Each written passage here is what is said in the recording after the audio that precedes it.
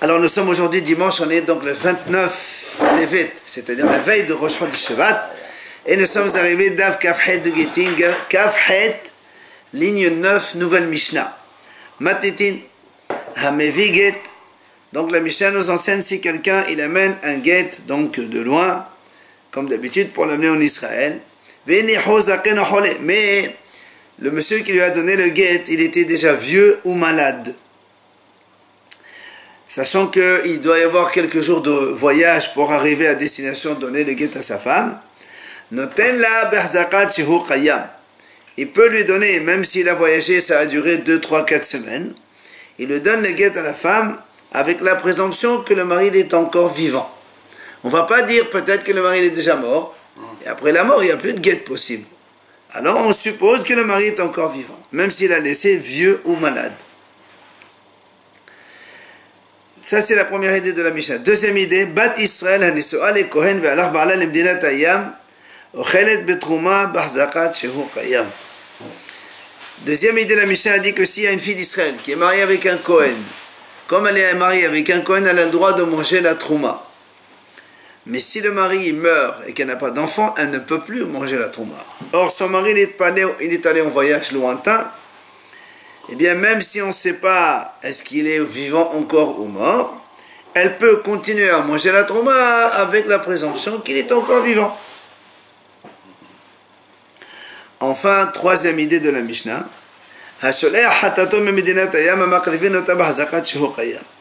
celui qui envoie, par exemple d'un pays lointain, un korban hatat pour le sacrifier en Israël, eh bien, là aussi, on va lui sacrifier l'animal avec la présomption qu'il est encore vivant. On a pris l'exemple de Hatat, parce que si Hatat, le propriétaire, il est mort, normalement Hatat, elle doit mourir, le korban, l'animal. Mais là, on considère que le propriétaire de l'animal est encore vivant. Et donc, on amène son sacrifice au Beth Amikdash sans aucun souci. Il a fait un chaliard dans ce cas-là? Oui, il a envoyé un animal pour quelqu'un. Oui. Mara, donc ça ce sont les trois idées de la Mishnah, on va essayer de développer ça. Premièrement, Mara Amadava, donc dans le premier cas on a dit c'est un homme, il a donné un guet à un shaliach alors qu'il était déjà vieux ou malade, et bien après quelques jours de voyage, le mari, le shaliach, il peut quand même donner le guet à sa femme dans la présomption qu'il est encore vivant. Amarava, il vient là-bas et dit, attention, Loshanu ela zaken shelo gia lekvorot vehole shelo cholim lechayim. Là, Rabba, il émet une nuance, il dit, quand est-ce qu'on a dit qu'on peut donner le guet à la femme? Seulement si le vieux n'est pas encore arrivé à l'âge de Gvurot, c'est-à-dire 80 ans. Il n'est pas encore âgé de 80 ans. Ou encore un malade qui n'est pas malade grave, parce qu'un malade, en général, la majorité, ils vivent derrière, mais s'il s'agit d'un vieux qui est arrivé à l'âge de 80 ans, ou un malade qui est grave mourant, dans ces cas-là, on sait que le vieux à l'âge de 80 ans, c'est risqué, et le malade mourant, c'est aussi risqué, ils sont peut-être morts, et dans ces cas-là, le shaliach ne peut pas donner le guet à leur femme après un certain temps, tant qu'on n'a pas la présomption qu'ils sont vivants. Alors, la Gemara, donc sur cette enseignement de Rava, Abaye l'objecte. Et TV Abaye dit, pourtant il y a marqué, Hamevi get, ve'nihu zaken, afalu ben mea shana, noten la b'zakat shehu qayam. Abaye dit comment? Voilà, pourtant il y a une breta qui dit, si un homme il apporte un get, donc le monsieur il est âgé même de 100 ans. Oui? Eh bien il le donne quand même à sa femme, avec la présomption qu'il est encore vivant. Comment toi, Rabat, tu dis que dès 80 ans, ça y est, on n'a plus le droit de le donner? L'Agma a dit c'est une objection contre Rava. Effectivement, la Breta, elle objecte Rava. C'est pas la rédaction qui compte. Là? La rédaction. Mais non, c'est le moment où on lui donne. L'Agma a dit non, je peux te répondre. Jusqu'à 80 ans, vers les 80 ans comme ça, aux environs des 80 ans, il y a risque. Mais si l'homme il a atteint 100 ans, ça veut dire qu'il est déjà sorti de... Quand on est 100 ans, ça veut dire qu'on est déjà... C'est de l'autre côté. Voilà. Donc il est encore... Donc on peut dire qu'il est encore vivant, d'accord? Mais un risque aussi. Oui, mais disons que lui, il pense que le risque à 80 ans, il est beaucoup plus important qu'à 100 ans. Ben, évidemment, 80 ans, c'est le risque, c'est le truc de tout le monde. Mais quand c'est quelqu'un, il était avec 90, 95, 100, il dit, bon, ça va, il va encore y aller, celui-là.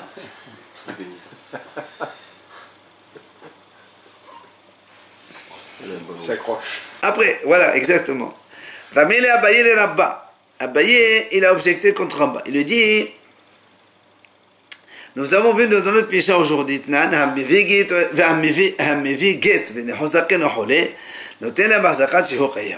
donc ici chez nous on a vu, c'est marqué celui qui amène un guet, donc Shaliach il amène un guet d'un endroit où il a laissé le monsieur vieux ou malade. On a dit donc dans le premier cas, il peut le donner dans la présomption qu'il est encore vivant, donc sans problème. Alors avec ça, il y a une braïta qui est contradictoire. C'est quoi cette braïta? Abaye dit comme ça. La braïta elle dit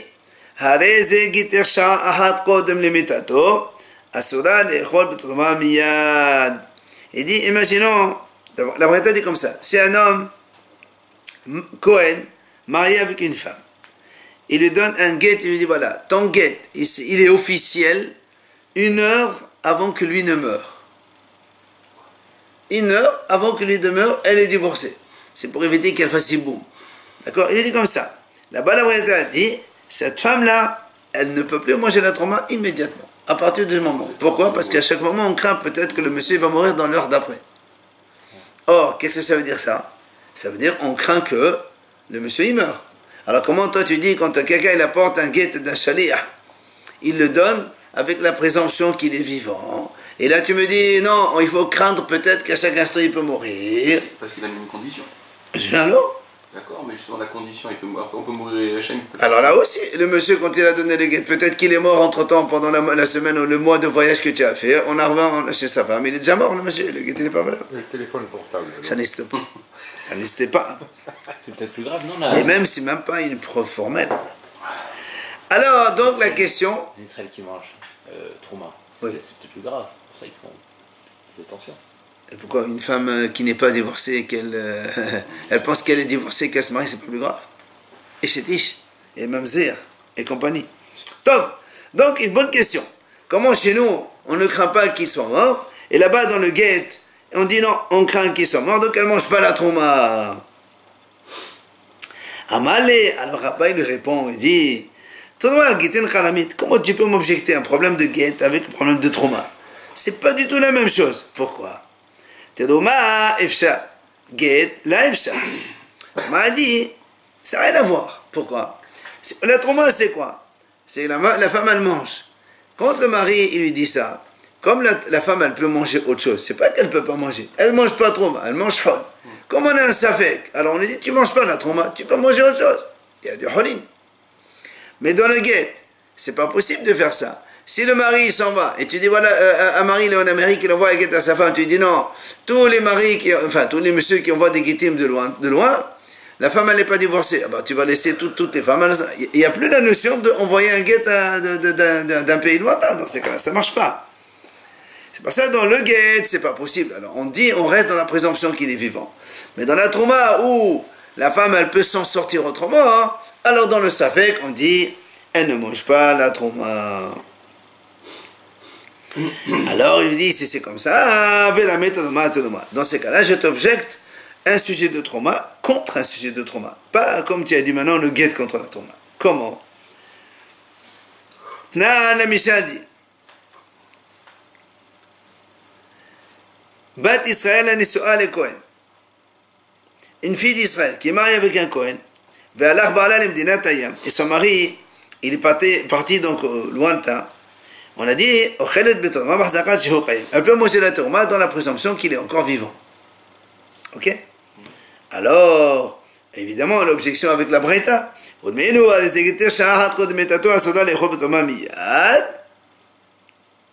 Alors comment, dans la Braïta, on a dit qu'un Kohen dit à sa femme, voilà ton guet, à condition que le guet il est valable officiel 1 heure avant sa mort. On a dit à partir de maintenant, elle ne peut pas manger la trouma. Ça veut dire que tu considères peut-être qu'il va mourir maintenant. Et nous, là-bas, c'est marqué que si une fille d'Israël, son mari est parti en voyage lointain, elle peut continuer à manger la trouma. Il n'y a pas de présomption comme quoi il est mort. Donc la Mishnah et la Braïta se contredisent dans le sujet de la trouma maintenant. Amar Ravada Baré de Rav Ishaq. Il vient Ravada Baré de Rav Ishaq, il répond. Il dit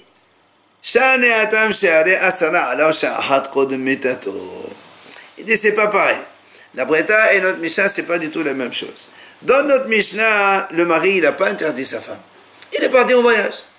Mais ici, c'est lui-même le mari qui a interdit sa femme. Il dit, voilà, c'est ton guette 1 heure avant sa mort. Et donc, il a interdit sa femme de manger quand il meurt. Alors, évidemment, dans ces cas-là, c'est pour ça qu'elle est interdite.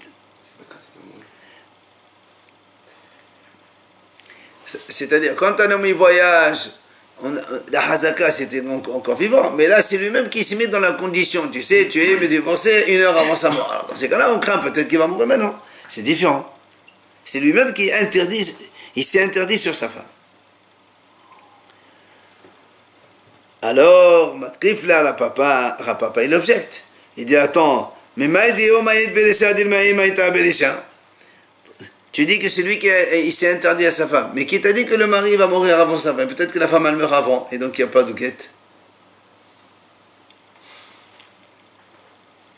Et là, c'est pour ça qu'Abaye donne une autre réponse. Tu sais pourquoi il y a une... Donc la Mishnah, elle dit qu'on maintient la présomption que le mari est vivant. Et dans la Braïta, on a dit que le mari, il est peut-être mort et la femme, elle ne peut plus manger la trouma. Là, il n'y a pas de question. Il dit, en fait, c'est 2 Tannaïm, 2 auteurs différents. Un, c'est Rabbi Meir qui ne craint pas la mort. Donc notre Mishnah, nous, enfin la Mishnah de là-bas de la trouma, c'est ça, dans notre Mishnah ici, l'auteur c'est Rabbi Meir, qui lui, il ne craint pas la mort, parce que c'est pas quelque chose de courant. Et là-bas, la Braïta qui a dit que le mari qui donne un guet à sa femme, il lui dit, c'est en guet 1 heure avant sa mort, ça c'est Rabbi Yehuda qui en est l'auteur, et lui, Rabbi Yehuda, il craint la mort. Où c'est qu'on a vu ça? Et c'est un sujet qu'on a vu il n'y a pas très longtemps. D'Etnan, comme la Michel l'enseigne. Alors, comme on a dit avant, avant que les Haramim l'interdisent le vin goy, si quelqu'un il a acheté une cruche de vin chez un goy, maintenant il a une grosse cruche, il y a par exemple 100 litres de vin dedans, et il veut boire, il n'a pas de bouteille ou d'autres petites cruches pour verser là-bas. Alors qu'est-ce qu'il fait? Il dit, Omer, comme il doit prélever la trouma, il doit prélever le maaser premier pour le Lévi, le maaser des chénis, tout ça, mais il n'a pas où les mettre. Alors la Mishnah dit comme ça. Celui qui achète du vin chez les Omer, il dit, Asara maaser rishon, Tisha maaser sheni, Omehel veshotemiyad devrait Rabbi Meir. Rabbi Meir, il dit comme ça. Il prend donc la cruche devant lui, il dit voilà, dans cette cruche il y a 100 litres, 2 litres c'est trouma pour le Kohen, 10 litres c'est maaser rishon pour le Lévi, 9 litres c'est maaser sheni. Donc ceux-là ils sont, on imagine dans un petit coin, et ils commencent à boire déjà. Et quand il restera 2 plus 10 plus 9, chacun il le donne à sa dassia. Le maaser rishon c'est pour le Lévi, le maaser sheni pour lui-même, il le mange à Yerushalayim. Ça c'est Rabbi Meir qui dit ça. Il n'y a pas de crainte que la cruche va se casser. Rabbi Yehuda et Rabbi Yosef et Rabbi Shimon Osri. Rabbi Yehuda et Rabbi Yosef et Rabbi Shimon, tous les trois, ils s'interdisent de faire ça. Pourquoi? Parce que eux, ils craignent que la cruche, elle se casse. Donc on parle de faire tout à fait. Exactement, la cruche se casse, le monsieur qui meurt. Donc c'est pour ça que Rabbi Yehuda, lui, il craint la mort, il craint la cruche se casse. Et Rabbi Meir, lui, il ne craint pas. Et donc tu vois bien que c'est 2 auteurs différents. Et donc il n'y a plus de contradiction. Ce sont 2 auteurs différents. Rava Amar, il vient Rava, il donne une autre réponse. Tu sais pourquoi il y a une contradiction? En fait, il n'y a pas de contradiction. Shememet lo haishinan. Shemeyamut haishinan. Rava, il dit, c'est pas du tout la même chose. Shemem, de peur qu'il soit déjà mort, ça on craint pas. Mais de peur qu'il meure, ça on craint. C'est 2 choses différentes. C'est pour ça, quand il est parti en Amérique vivant, on ne dit pas peut-être qu'il est mort, mais l'autre qui a dit, une heure avant sa mort, elle est divorcée, Shemiyamout, ça, donc, on craint. C'est ce qu'on a dit de François Ier. Hein. Hein? C'est ce qu'on a dit de François Ier. Un quart d'heure avant sa mort, il était encore vivant. Tout le monde. Amale Ravada Bamatna le Rava. Vehano Dirshemeyamut hu fliré. Alors, il m'a dit, mais Ravada, il objecte à Rava. Il dit que toi, tu as dit Shemeyamut Haïshinan, on craint. Il dit, mais pourtant, la cruche aussi, c'est pareil. Peut-être qu'elle va se casser. Et on a vu que Rabbi Meir, quand même, il ne craint pas. Hein? D'accord? Alors il répond, Shane Nodev Shane Masale le Shomer. Il dit non, là-bas, la cruche, il l'a donné à un gardien pour la surveiller. Il dit, mais qui t'a dit que le chômeur aussi, peut-être qu'il ne va pas la surveiller comme il faut, il va se casser. C'est pour ça que Rava conclut, il dit non, peut-être qu'il soit mort, ça tout le monde est d'accord, on ne dit pas. Mais peut-être qu'il va mourir, ça c'est une mahlok de Tanaïm. Un il dit oui, peut-être qu'il va mourir, c'est Rabbi Yehuda, et un il dit on ne dit pas peut-être qu'il va mourir, c'est Rabbi Meir, et c'est pour ça qu'on reste sur donc, la mahlok de Tanaïm. Après, on passe à la troisième idée de la Mishnah, on a dit celui qui envoie un korban hatat. Puisqu'il y a deux opinions contradictoires, laquelle il faut choisir? La halakha, le Shulchan Aruch, il a opté pour la halakha. Il faut regarder la halakha. Là, on reste dans la Gemara, dans la discussion. On a dit, donc si un homme il envoie un korban en dehors d'Israël au Beth Amikdash, korban hatat, on lui offre le korban dans la présomption qu'il est encore vivant. On ne dit pas peut-être qu'il est mort et donc hatat dont le propriétaire est mort et il n'y a pas de possibilité de l'offrir. On ne dit pas ça. Alors la Gemara pose une question. La Gemara dit comment? Comment tu peux faire un korban alors que l'auteur du korban n'est pas là? Puisque celui qui amène le korban, il doit appuyer sur la tête de l'animal. Le shaliach peut le faire à sa place, non? Non, parce que je ne pense pas parce que quand on appuie sur la tête, on fait vidouille. Et donc c'est pas possible de faire ça. Tu peux pas la faire alors, à la base alors. Pardon? Donc la shlichut, tu peux pas la faire à la base alors. Justement, c'est ce qu'il est en train de dire. C'est pour ça qu'il est en train de dire. Comment tu dis qu'on peut amener un korban à distance alors que l'auteur du korban il doit être là pour appuyer sur la bête? Amar Rav Yosef bekorban nashim. Il dit donc il s'agit d'une femme. Et alors, Hachamim disent, comme c'est marqué dans la Torah, Daber el Bnei Israël, c'est que les messieurs d'Israël qui doivent venir appuyer sur la tête de la bête. Mais les femmes d'Israël, quand elles amènent un korban hatat, elles n'appuient pas sur la bête. Les femmes n'appuient pas sur la bête. Alors, Papa Amad, behatat ta'of. Alors, Papa, il dit, et il donne une autre réponse. Il s'agit de hatat ta'of, une hatat volaille. Et quand on amène un korban hatat volaille, il n'y a pas de smicha, on n'appuie pas sur la tête de l'oiseau. D'accord? Donc ça peut être l'un ou l'autre. Voilà donc les trois idées. Maintenant, la Gemara a dit pourquoi la Mishnah elle a eu besoin d'enseigner le cas du guet, de la trouma et du korban hatat. Dans les trois, on nous enseigne la même chose. Que quand on envoie quelque chose, par exemple dans le guet, ou la trouma, ou le hatat, on reste dans la présomption que l'auteur il est vivant. C'est la même idée. Idée commune pour les trois. Pourquoi tu as besoin de l'enseigner? Tu me dis un cas et moi je généralise à tout le monde. Il dit, non, on a besoin des trois cas enseignés dans notre Mishnah. Pourquoi?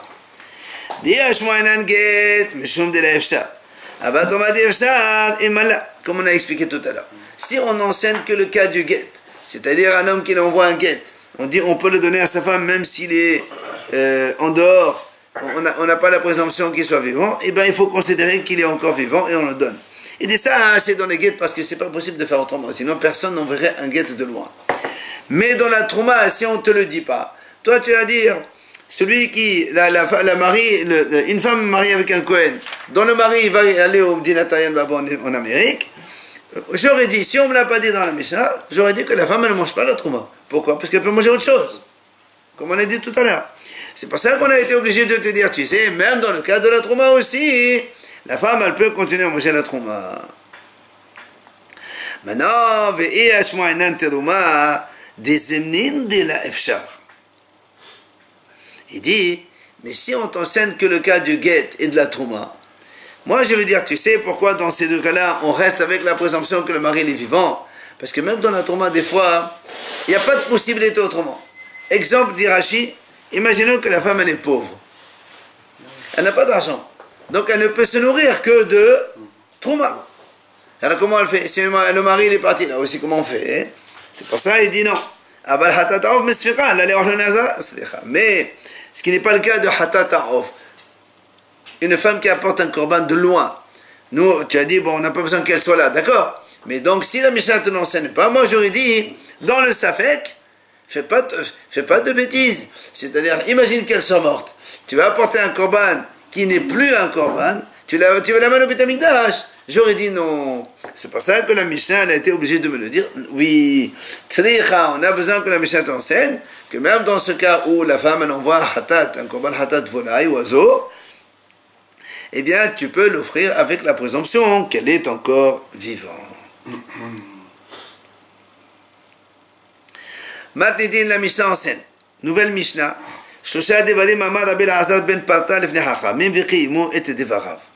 Rabbi Elazar ben Parta, il a donné 3 enseignements devant les sages et les chachamim ont été d'accord avec ces enseignements. C'est quoi les 3 enseignements? Premièrement, Al-Aïr Shehiqifah Khalkum. Deuxièmement, Ala Sifinah Mutarifat Bayam. Et troisièmement, c'est les dons Shehen Bahzakat Qayamin. C'est-à-dire, il dit, Rabbi Elazar ben Parta comme ça. Si on est en présence d'une ville qui a été assiégée par l'ennemi, une ville encerclée, assiégée par l'ennemi, ou encore, deuxième cas, un bateau qui était dans la mer et on a vu qu'il y a une bourrasque et qu'il y a des difficultés. Ou encore, troisième cas, Hayotse Lidon, c'est-à-dire quelqu'un qui a été amené pour être jugé pour un problème de crime, c'est-à-dire avec le risque de peine de mort. Dans ces 3 cas-là, tant qu'on n'a pas l'information finale, on reste avec la présomption que le monsieur qui se trouve dedans, il est vivant. C'est-à-dire, un monsieur, il était dans une ville où elle a été encerclée par l'ennemi, ou un monsieur, il était dans un bateau et le bateau, il est un petit peu fatigué, ou encore un monsieur qui a été amené en justice pour être condamné à mort, oui ou non condamné, est-ce qu'il est exécuté, oui ou non. Tant qu'on n'a pas la confirmation qu'il soit mort, on reste dans la présomption qu'il est vivant encore. Avec toutes les conséquences, évidemment, pour sa femme. Aval, mais, عيد شكبشا كرقون وسفنا شأفدا بيام ويسل هرير نتنين عليهم حمرين حيين وحمرين ميتين. Mais si la ville elle a été déjà conquise par l'ennemi, d'accord? Un ennemi. Okay. Ou bien un bateau qui a disparu dans la mer, ou encore on est dans un cas où le jugé il a été déjà jugé et condamné et on l'amène vers l'exécution. Dans ces 3 cas-là, c'est vrai qu'on n'a pas encore vu que l'homme il est mort, mais on a beaucoup de présomptions qu'il soit mort. Alors, sur leurs femmes, on est sévère aussi bien pour les sévérités de vivants que de morts. Ça veut dire quoi? La conséquence est la suivante. Bat Israël et les Kohen. Si c'est une fille d'Israël mariée avec un Kohen, oui, normalement, elle mange la trouma. Et bien dans ce cas-là, dans dans le cas des 3 derniers cas, là, elle ne mange plus la trouma. Bien qu'on n'a pas la certitude que le mari est mort, mais il y a de fortes présomptions puisque la ville a été conquise, le bateau a disparu et le monsieur il était amené à être tué. Mais on n'a pas encore vu. Il est amené à être tué, on a vu qu'on peut lui apporter des preuves comme quoi il est innocent. On l'a vu dans Sanhedrin. Attends, justement, la Gemara va parler de ça. Ça, c'est après. D'abord, on prend la Mishnah. Maintenant, au Vad Kohen Israël. Si c'est le contraire, si c'est la fille d'un Kohen mariée avec un Israël, quand elle est mariée, elle ne mange pas la Trouma. Maintenant, si on considère que le mari est mort, elle peut manger la Trouma. Et bien là, l'autre Trouma, là aussi, on la donne la sévérité. Peut-être que son mari est encore vivant. L'autre, on dit peut-être qu'il est mort. Et ici, on dit peut-être qu'il est vivant. Donc en fait, on est sévère des deux côtés. Voilà donc les deux enseignements que Rabbi Elazar ben Parta. Chaque enseignement, il contient 3 enseignements différents. Pour donc le statut de la femme qui est mariée avec ce monsieur. Gemara, vient la Gemara, nous enseigne la chose suivante. Amar Rav Yosef. Rav Yosef il dit comme ça. L'Oshanu, quand est-ce qu'on a dit que si un homme, il est amené pour être tué, on donne sur sa femme la sévérité du doute, dans un cas comme dans un autre, c'est Ella Bevedin chez l'Israël. Seulement quand il s'agit d'un tribunal d'Israël qui ont jugé le condamné pour l'exécution et ils sont en voie d'aller l'exécuter. Aval, Bevedin chez l'Avdei Kohavim, mais si on est dans un tribunal goy, là, quand les goyim ils décident de tuer quelqu'un, c'est sûr qu'ils vont le tuer. Dans ces cas-là, on considère que le monsieur il est déjà mort. Alors si on voit un monsieur sortir d'un tribunal goy avec la condamnation exécution, et on le voit sortir de là-bas, c'est sûr qu'ils l'ont exécuté, donc il est mort. Mais si on le voit sortir d'un tribunal d'Israël pour aller être tué, pour aller être exécuté, tant qu'on n'a pas vu exécuter, c'est pas la preuve encore. Donc on donne la sévérité des deux. C'est pour ça que Rav Yosef il donne cette nuance. Amal et Abaye lui dit non, il ne dit pas du tout. Au contraire, il lui dit il dit mais non, un Beddin Goy aussi, on peut leur donner du shohad, on peut les soudoyer et on peut sauver la vie du monsieur. C'est ce qu'il va lui dire. Amal qui cherche le Mechamed de l'Ahtom Position Mag. Le bataille de l'Ahtom Position Mag, la chaque. Il dit ça, c'est vrai, tu peux soudoyer un tribunal avant la condamnation, mais après la condamnation, c'est terminé. Alors, l'Agmara objecte. Mais TV, l'Agmara dit.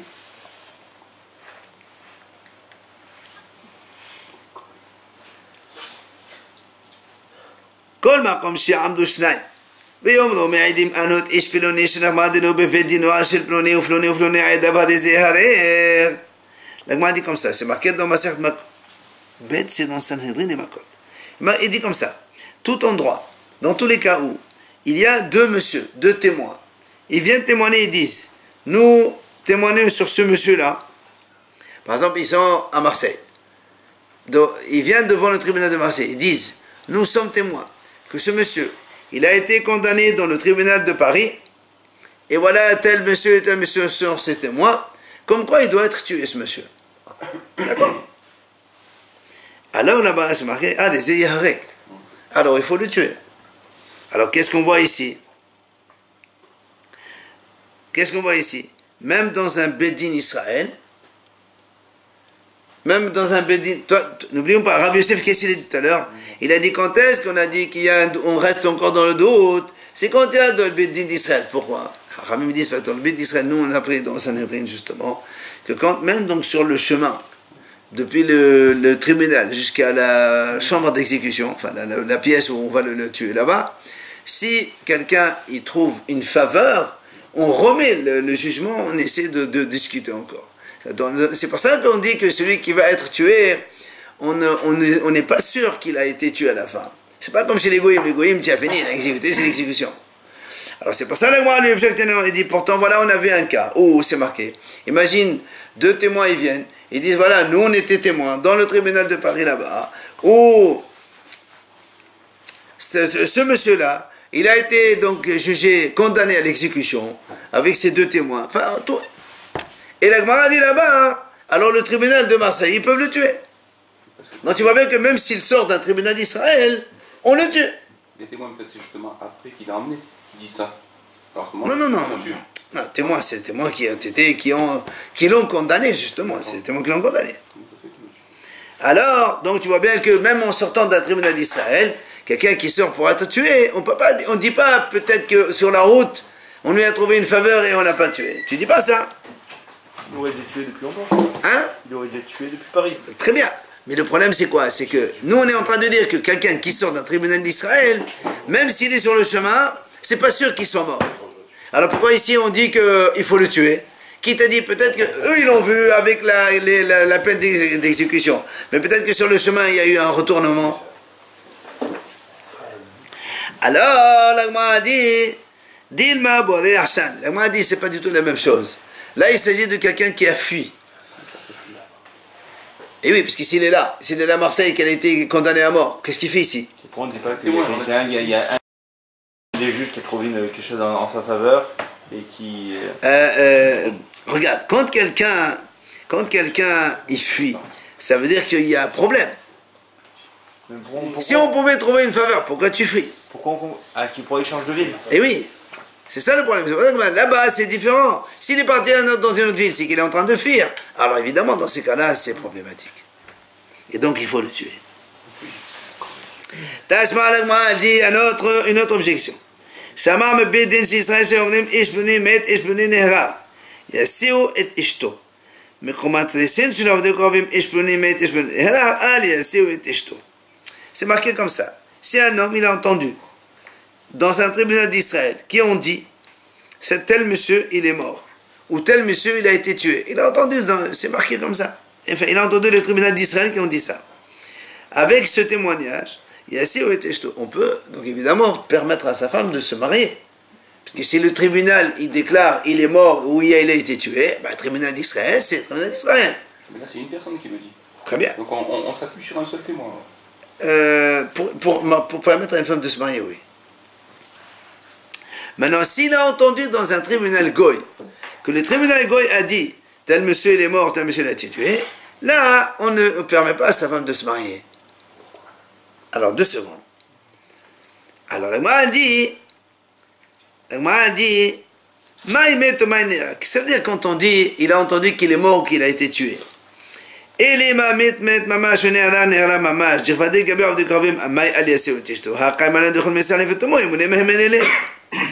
Si tu dis que quand ils ont dit il est mort ou il a été tué, ça veut dire comme ce nom, comme son sens, c'est vraiment il est mort, c'est vraiment il a été tué. Pourquoi tu dis quand ça sort de la bouche des goyim, on ne les croit pas? Il dit un tribunal goy, nous on sait qu'un goy quand il parle, sans qu'il sache que nous on est intéressé par ce qu'il dit, on le croit. Ce qu'on appelle Messie à l'effet tomo. Il parle, il rapporte des faits. Si on lui pose des questions pour un tel sujet, alors là c'est sûr que ça ne marche pas, on ne peut pas faire confiance. Mais si c'est un comme ça, il raconte, dans ces cas-là on le croit. Alors si tu me dis qu'ici on parle de quelqu'un qui est déjà mort ou qui a été déjà tué, même le goy quand il raconte ça, on devrait le croire. Pourquoi tu dis quand il sort d'un tribunal goy, cette information sort d'un tribunal goy, on ne le croit pas? C'est pas possible. Et là, on est obligé de dire Met yotse lamut. Nehera yotse leharer. On est obligé de dire qu'ici, en fait, il n'est pas mort le monsieur, il n'a pas été tué. En fait, il est allé pour être tué. Ou bien, peut-être qu'il va mourir parce qu'il était gravement malade éventuellement. Et qu'est-ce qu'on voit là quand même? Et on a dit Bébé d'Israël, et donc s'il sort cette information d'un tribunal d'Israël, on peut permettre à sa femme de se marier. Là encore, on ne te donne pas la possibilité d'un retournement de situation. Alors que nous, ici, on voit, Rav Yosef, il a dit, si c'est d'un tribunal d'Israël, on n'est pas encore sûr. Et pourtant, là-bas, c'est sorti de la tribunal d'Israël, et tu as dit, on peut autoriser sa femme à se marier. Ça veut dire quand le tribunal d'Israël dit, il va être tué. Même s'il n'est pas encore mort. Même s'il n'est pas encore mort. Seconde même. Voilà, même, c'est ça la question. Nous, on est... son décès. Non, lui, il a entendu que le tribunal d'Israël a dit, il va être tué. Le tribunal dit voilà, il a été condamné à mort, il est sorti du tribunal pour être exécuté. Sur la simple information comme ça, on a dit là-bas, on autorise sa femme à se marier. Sur le champ.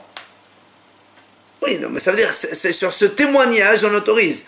Alors nous, on pose la question, tout à l'heure, on a dit que quand ça sort d'un tribunal d'Israël, il y a possibilité de retournement de situation, puisque même sur le trajet, on peut ramener le condamné pour le rejuger. Alors, c'est pour ça que l'Agma répond, dit non, c'est pas du tout la même chose. Pourquoi? En vérité, quand on témoigne, le tribunal, il dit, c'est pas il dit, il va être tué, il a été déjà tué. Donc c'est sûr que quand le tribunal dit, ce monsieur il a été exécuté, ça y est. Alors pourquoi on ne croit pas les goïms? Parce que les goïms aussi, quand ils racontent comme ça, on a dit, quand un goï il parle comme ça d'un fait, on les croit aussi. Alors pourquoi on a dit non chez les goïms? Voilà,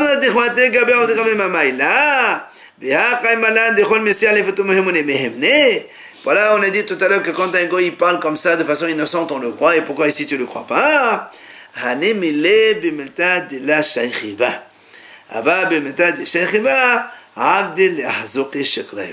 Il dit, quand est-ce que on ne croit pas, on croit le goï? Quand est-ce qu'on croit le goï? C'est dans des sujets où eux-mêmes ils ne sont pas concernés. C'est-à-dire un goï te dit voilà, cette viande elle est cachère, ou celui-là, je sais pas quoi, dans des choses que eux-mêmes ils ne sont pas concernés. La viande cachère, tu comptes le goï? Non. La viande elle est cachère. D'accord? Il vient lui te dire, comme ça il parle, moi j'ai acheté cette viande, c'est l'autre. Il y a des sujets où, oui, quand un goï dit comme ça, Messiah les fait au mot, on le croit. D'accord? Mais dans les sujets où même eux, ils sont concernés, notamment dans les condamnations. Ils sont intéressés dans les contrats. Non, ils ne sont pas intéressés, ils sont concernés. Eux aussi, ils ont des tribunaux. Eux aussi, ils peuvent condamner. Alors, ils peuvent mentir là-bas. C'est-à-dire, ils peuvent dire qu'il a été tué, mais en vérité, il n'a pas été tué. Parce que pour montrer Zama qu'ils ont la force de tuer des gens. Alors ils peuvent mentir, c'est pour ça qu'on ne les croit pas. Donc tu vois bien que maintenant, en fait, il n'y a plus de contradiction. Il s'agit de témoignages comme quoi il est déjà mort. Alors si le tribunal d'Israël est déjà mort, c'est sûr qu'on ne peut pas dire qu'il n'a pas été tué. S'il n'a pas d'intérêt, on peut le croire, quoi. S'ils ne sont pas concernés par la chose. Voilà, c'est pas... Voilà. Et qu'à des Amré, maintenant, il y a une version contraire. La version complètement donc, différente de ce qu'on vient de voir nous. Amar Rav Yosef, toujours le Rav Yosef, il dit, Loshano, quand est-ce qu'on a dit que quand un juif il va sortir pour être tué, on reste sceptique et peut-être que c'est pas sûr. Et là, bébé des chefs de Gravim, seulement dans un tribunal goy. Que même après être sorti d'un tribunal goy, il y a peut-être une chance qu'on peut les soudoyer et qu'on peut empêcher qu'il meure. Mais dans un tribunal d'Israël, s'il a été donc jugé pour être exécuté, alors là, c'est sûr qu'il est déjà mort. Ça, c'est ce qu'il dit Rav Yosef. Amal et Abaye. Voilà qu'on a dit que tout à l'heure que dans un tribunal d'Israël, on peut toujours trouver des faveurs et on peut retourner le jugement. Il lui dit non. Il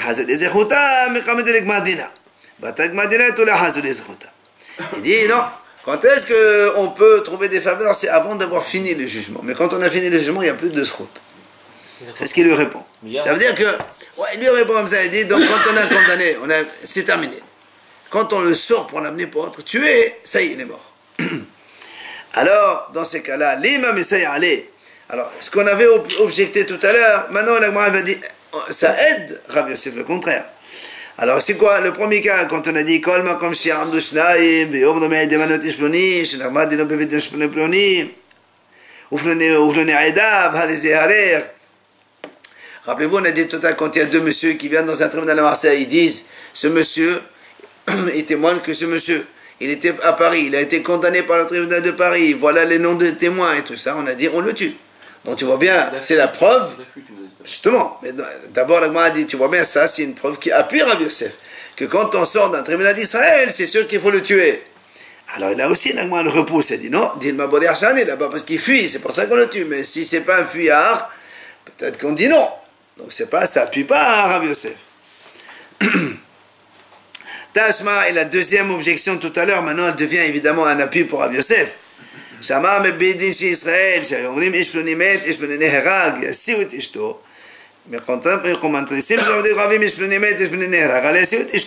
Comme on a dit tout à l'heure, si quelqu'un il entend d'un tribunal d'Israël, comme quoi telle personne est morte, ou tel monsieur il a été tué, on croit et on autorise sa femme à se marier, mais si on entend ça d'un tribunal goy, on n'autorise pas sa femme à se marier.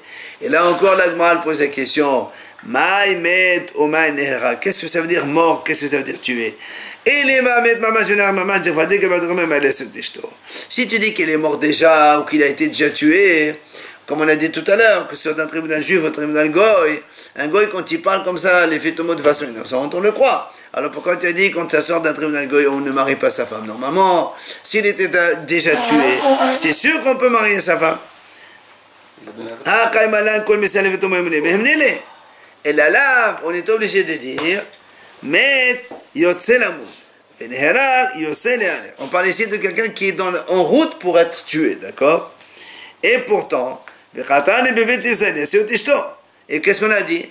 Quand il sort d'un tribunal d'Israël, on peut marier sa femme, alors qu'il est en route. Donc tu vois bien que, non, au contraire, maintenant ça appuie Rav Yosef. Rav Yosef, il a dit, quand ça sort d'un tribunal d'Israël, c'est définitif. C'est comme ici. L'apologue Mardim, qu'est-ce qu'on a dit à lui? Alors il va lui répondre, il dit là, en vérité, il est mort déjà, il a été déjà tué. Le monsieur, il a entendu d'un tribunal, Israël, qui a dit, ce monsieur, il a été tué. C'est pour ça qu'on peut aller, avec ce témoignage, autoriser sa femme à se marier. Maintenant, là, pourquoi donc quand ça sort d'un tribunal goy, tu m'as dit on ne les croit pas, pourtant nous on dit que quand un goy il parle de façon innocente, on le croit, comme on l'a dit tout à l'heure. Quand est-ce qu'on croit un goy quand il parle d'une chose? C'est quand il parle d'une chose dans laquelle eux-mêmes ne sont pas concernés. Kashrut, regarde, avant par exemple on dit, oui bien sûr, avant quand on avait par exemple mélange les viandes, qu'est-ce qu'on faisait pour savoir s'il y a de la viande qui tombe dans le lait ou le lait qui tombe dans la viande? Et on ne sait pas combien. On donne à un gars, on dit tu peux goûter s'il te plaît, il goûte après, sans savoir que ça va avoir une conséquence à direct pour nous. Il dit ouais, moi j'ai un goût de lait là-dedans, alors que c'est un repas de viande. Ah ben, on se fie sur cette parole et on rend tarif. Mais s'il dit non, il n'y a pas de goût de lait, alors c'est caché, on mange. C'est ce qu'on appelle le Messiah l'effet tomo. Bon, en vérité, là-bas dans la Gemara, c'est marqué, on ne donne pas n'importe qui, on donne un khil, c'est un expert. Et donc l'expert, il ne peut pas mentir parce que sinon il va perdre sa notoriété. D'accord? Mais bon, en tout cas, le goy, quand il dit des choses dans certains domaines, on le croit. Alors pourquoi ici tu ne le crois pas? Alors on répond, ici, dans le domaine où eux-mêmes ne sont pas concernés, là on le croit. Mais dans le domaine où même ils sont concernés, parce qu'eux aussi, quand ils font des condamnations à mort et tout ça, peut-être qu'ils veulent se vanter comme quoi il a été tué ce monsieur. En vérité, il n'a pas été tué. Quand tu donnes un expert, il est concerné. Non, là on ne parle pas d'expert. Quand tu as expliqué tout à l'heure, il est intéressé là. C'est pour ça que l'expert on lui fait confiance, parce que sinon il peut pas. Il est intéressé alors si tu parles du principe. Non, pas intéressé, il s'en fout de. Il va te dire moi j'ai le goût de lait là-bas ou le goût de viande. Toi tu dis si après il s'avère que c'est faux, on va publier comme quoi ce monsieur il connaît rien du tout, il fait n'importe quoi, donc il va perdre son truc. Mais là on parle ici de tribunal. Donc les tribunaux, les goïms sont concernés. C'est pour ça qu'ils peuvent dire, ce monsieur il a été tué. En vérité, il n'a pas été réellement tué, mais il a été sur la route d'être tué. Peut-être qu'après, non. Alors comme ici, ils peuvent mentir, c'est pour ça que quand un goy il dit, quand un monsieur il dit, j'ai entendu d'un tribunal goy qu'un juif il a été tué, on a dit, on n'autorise pas sa femme à se marier, parce qu'il y a un problème de doute encore.